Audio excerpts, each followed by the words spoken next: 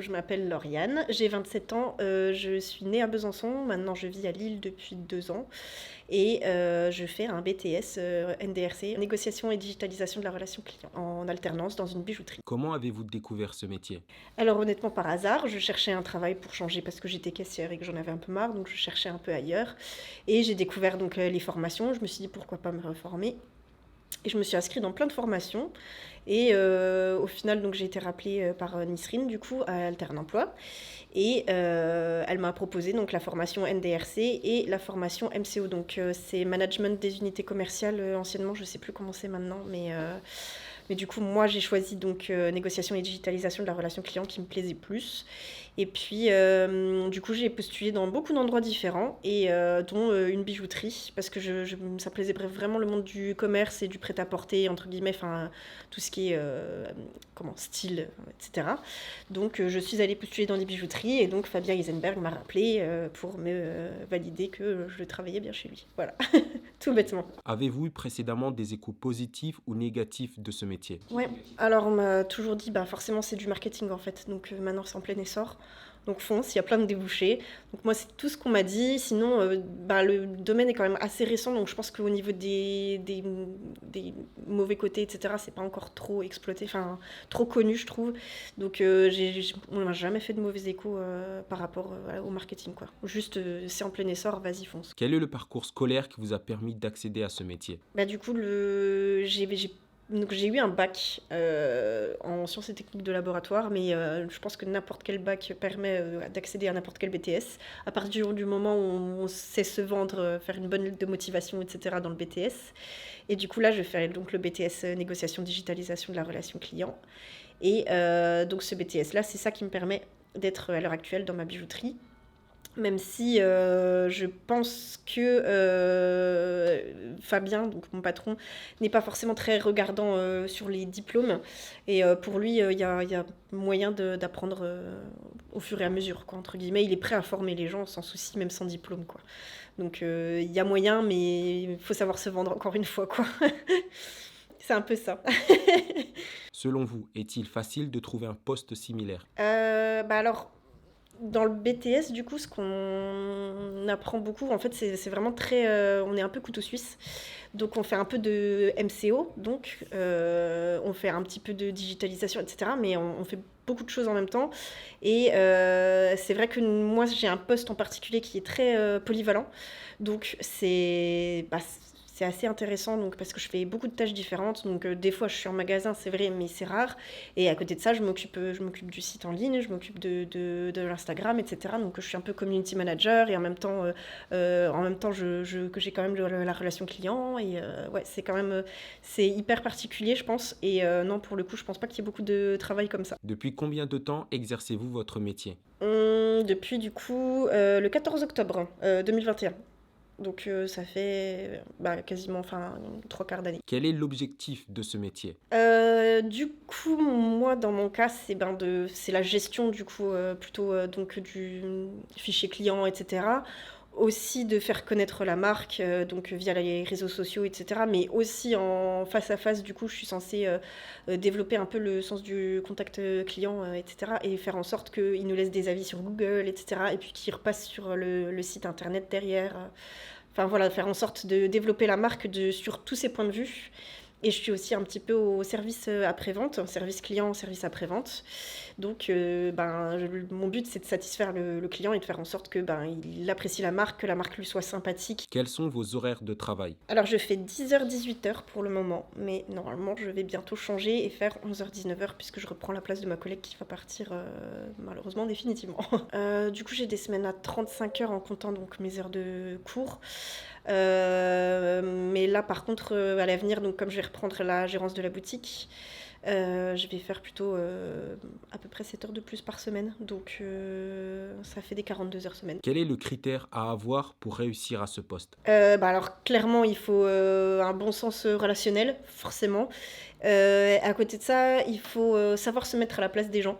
Donc pas forcément pour le service client, etc. Mais même sur le site, il faut se mettre à la place des gens et se dire quand ils vont sur le site, il faut que enfin, il faut que ce soit compréhensible pour tout le monde. Et donc, il faut se mettre à la place de tout le monde, même les personnes qui n'ont pas forcément d'habitude sur Internet, etc. Comme par exemple les personnes âgées, souvent n'ont pas les mêmes habitudes sur Internet. Donc, il faut que ce soit clair, il faut que ce soit assez intuitif quand même, etc.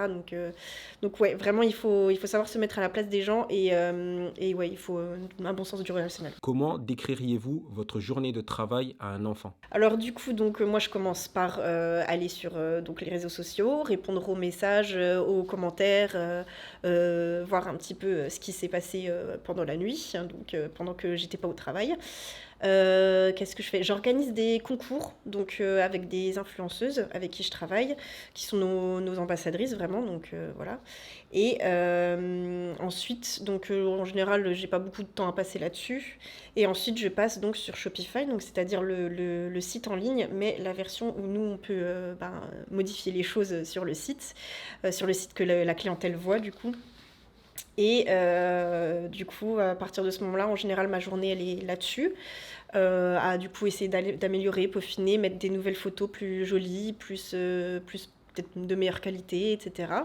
Et ensuite, en dernier, je termine par refaire un tour sur les réseaux sociaux afin de vérifier qu'il n'y a pas de nouveautés sur la journée, etc., qu'il ne s'est rien passé, que je puisse gérer les partenariats que j'ai eus dans la journée, etc. Voilà. Quelles sont les tâches à réaliser? Donc, il y a un petit peu du coup de gestion de boutique. Donc, moi, j'ouvre la boutique, donc il faut que j'ouvre les lumières et tout ça, que je vérifie l'état général de la boutique, qu'il n'y a pas de choses qui ne sont pas à sa place, etc. Donc, il y a un peu de rangement à faire aussi, enfin, forcément, quoi. Et à côté de ça, du coup, les tâches à faire quotidiennement, donc je dois donc gérer les concours, donc ça c'est quotidien. Tous les jours, je dois chercher de nouvelles influenceuses avec qui travailler ou recontacter des anciennes, gérer leurs commandes de bijoux, etc. Parce que du coup, elles font gagner des bijoux qu'elles nous commandent, elles ont le choix. Et à côté de ça, qu'est-ce que je dois faire? Donc du coup, sur le site internet, donc je modifie les produits donc de façon à ce qu'ils soient vraiment le plus précis possible, ouais, qui décrivent le plus précisément le produit possible. Donc je dois ajouter par exemple la taille, le poids de tel ou tel bijou, enfin voilà, des choses qui manquent à droite à gauche. Je dois tout vérifier constamment. Donc en ce moment, ça c'est mes tâches quotidiennes, mais ça change régulièrement. Avant ça, on n'avait même pas le site Shopify en fait, donc on a changé de site. Donc voilà. Et à côté de ça, donc au niveau des ventes, il faut aussi absolument qu'on fasse le plus de fichiers clients possible. Donc c'est quelque chose à travailler au quotidien, donc il faut satisfaire vraiment la clientèle et voilà. Au quotidien, c'est un travail quoi. À quoi ressemble votre journée type? Donc j'arrive à 10h, donc ce que je fais, c'est que donc déjà on a forcément comment ça s'appelle, une alarme, donc il faut que je la désactive. J'allume toutes les lumières. Je vérifie l'état général de la boutique directement. Ensuite, donc je me connecte sur mon PC. Là, je vais lancer la musique parce qu'il faut une musique dans une bijouterie, sinon les gens n'achètent pas autant. Ensuite, donc je vais directement sur Instagram, donc vérifier tous les messages que j'ai. Les messages, les likes, les commentaires. Je réponds aux commentaires. Ici, c'est important de répondre aux commentaires pour la fidélisation client et puis pour paraître plus sympathique, etc. Si on a été notifié en particulier par nos influenceuses qui, par exemple, ont fait un style avec un bijou qu'ils ont eu lors d'un partenariat, etc., c'est hyper important de répondre et de faire en sorte qu'on garde un bon relationnel avec ces personnes en particulier. Ensuite, donc directement, donc je dois ajouter un produit sur Encore Store par jour. Donc Encore Store, c'est un site pour les revendeurs, donc spécifique, donc avec des prix revendeurs, etc. Et qu'il n'y a que les revendeurs qui le voient. Donc ils peuvent commander à l'unité, ils peuvent commander en gros, etc. Enfin voilà. Et donc je dois rajouter un produit par jour sur ce site pour pas qu'on ait... Parce que à chaque fois qu'on rajoute un produit, en gros, notre marque passe en priorité sur le site. Il est mis en avant, entre guillemets. Donc si je le fais tous les jours, du coup tous les jours on est un peu mis en avant régulièrement quoi.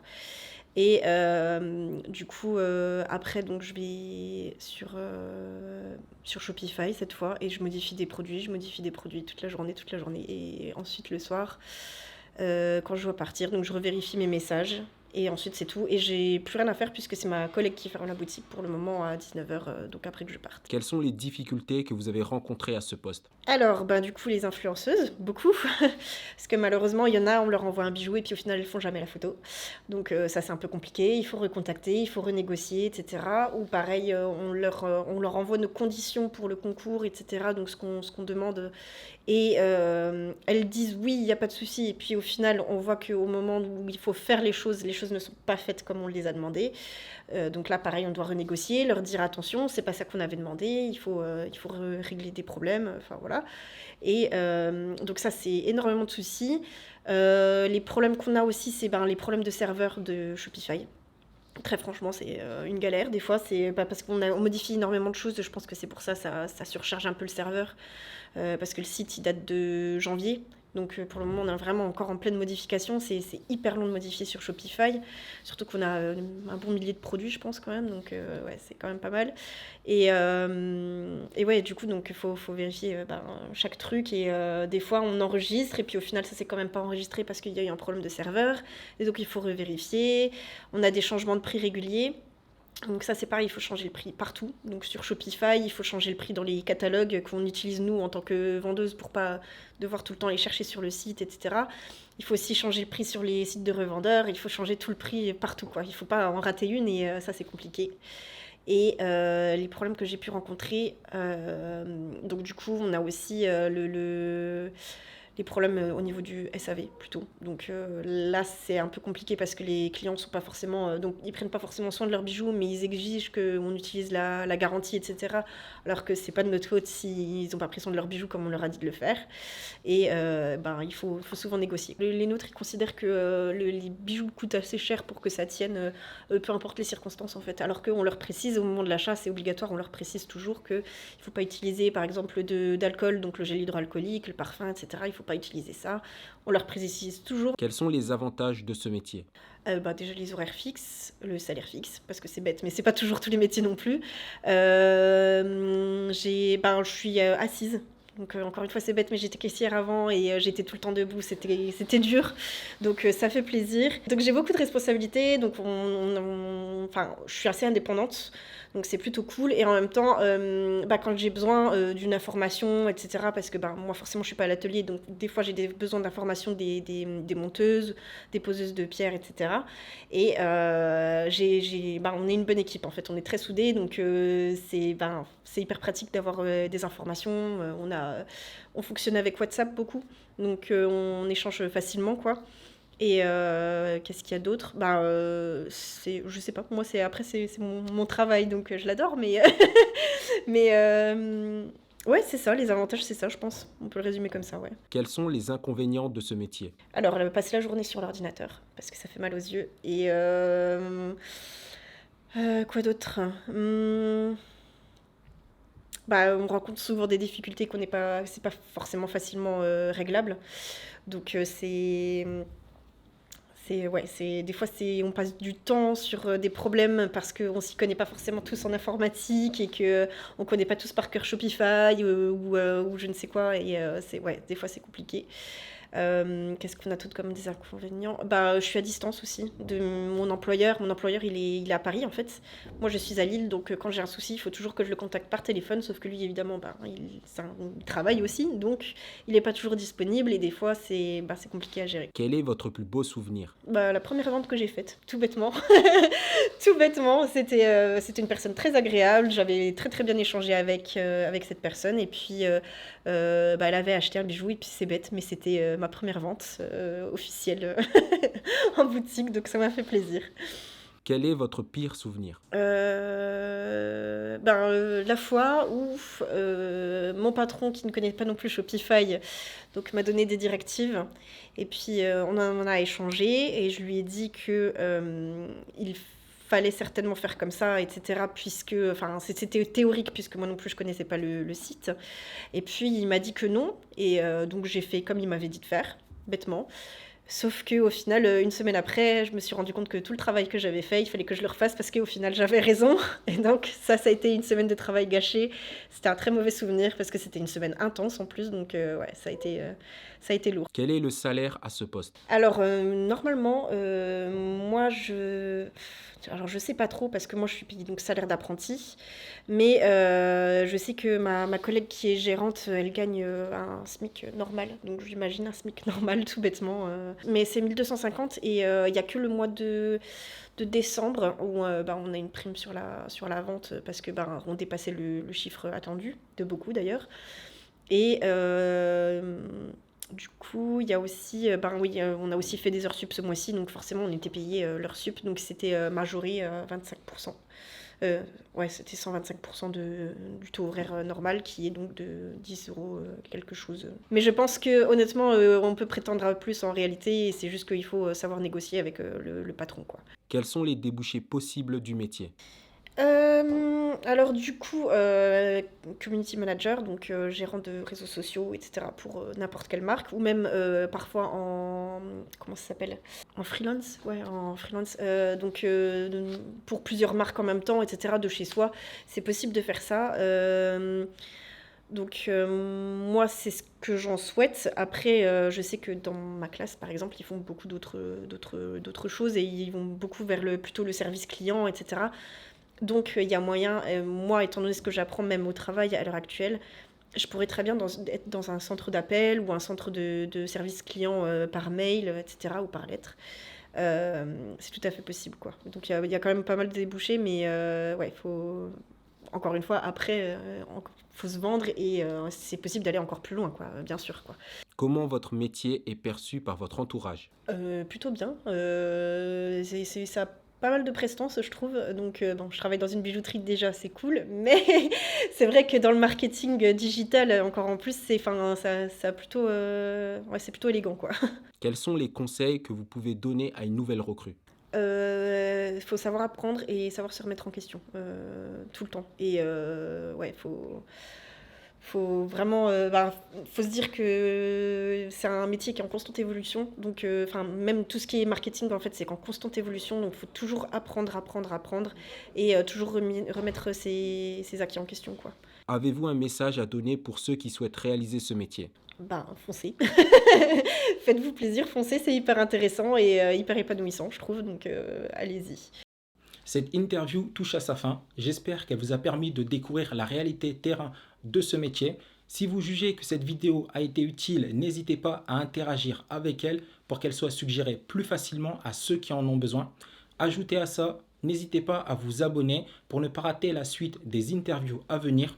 On vous remercie d'avoir suivi cette vidéo jusqu'au bout et à très bientôt.